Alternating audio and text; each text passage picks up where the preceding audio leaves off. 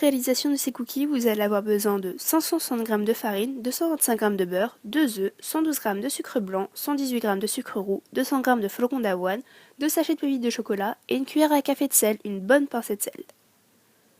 Ce qui va permettre à vos cookies d'avoir un petit goût salé à la fin, ce qui n'est non négligeable. Donc dans un saladier, mélangez la farine et la cuillère et la pincée de sel, la cuillère à café de sel, oui. Dans un autre récipient, battez le beurre pommade avec le sucre roux, le sucre blanc, l'arôme de vanille et mélangez le tout à l'aide de la feuille de votre robot mixeur.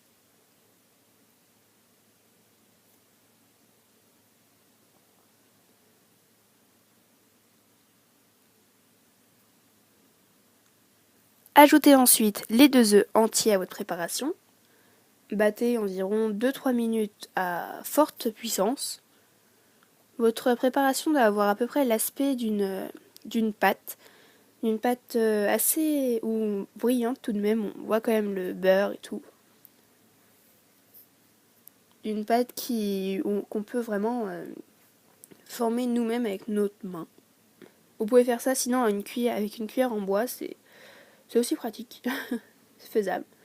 Donc dans votre récipient avec la farine et le sel, rajoutez les flocons d'avoine, les pépites de chocolat et mélangez le tout.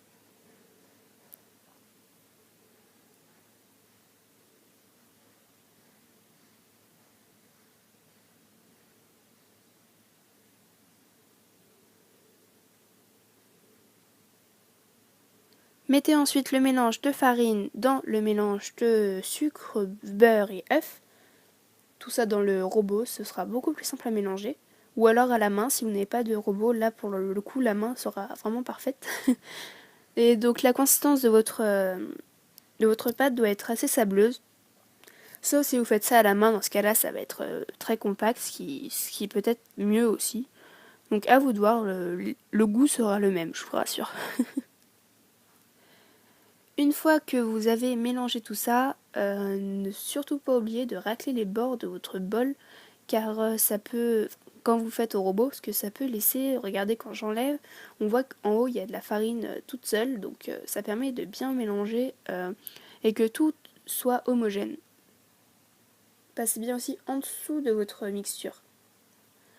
Donc formez ensuite des petites boules de pâte à cookies sur une feuille de papier cuisson ou de tapis de silicone. Pour ma part, j'ai choisi le tapis de silicone, c'est quand même beaucoup plus simple parce que après, avec le papier sulfurisé, ça a tendance à coller en dessous. Alors que là, vous décollez et c'est génial. Donc n'oubliez pas aussi de préchauffer votre four à 250 degrés Celsius et les faire cuire 10 minutes. Donc voici le résultat après 10 minutes de cuisson. C'est vraiment très moelleux, c'est encore meilleur avec un verre de lait. Et quand ils sont chauds, quand ils viennent tout juste de sortir du four, c'est ce qu'il y a de meilleur. Donc écoutez, maintenant je vous dis bon appétit et à bientôt sur la chaîne.